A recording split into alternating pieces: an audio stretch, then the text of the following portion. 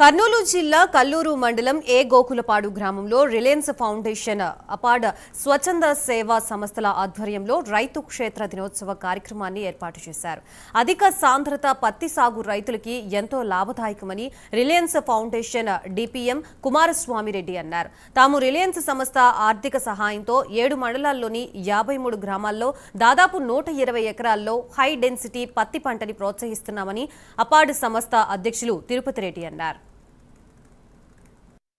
ప్రదర్శన ఇక్కడ ఏర్పాటు చేయడం జరిగింది. ప్రధానంగా కాటన్ హై డెన్సిటీలో అదేవిధంగా గోధుమ వర్ణంలో ఉన్న పత్తి గురించి ఇక్కడ క్షేత్ర ప్రదర్శన చేపట్టారు. రిలయన్స్ వారు అపార్డ్ వారు చక్కని డెమాన్స్ట్రేషన్ ప్రోగ్రామ్స్ చేసుకుంటూ రైతులకు దాదాపుగా 120 ఎకరాలు కర్నూలు జిల్లాలో ఈ కార్యక్రమం ఏర్పాటు చేశారు.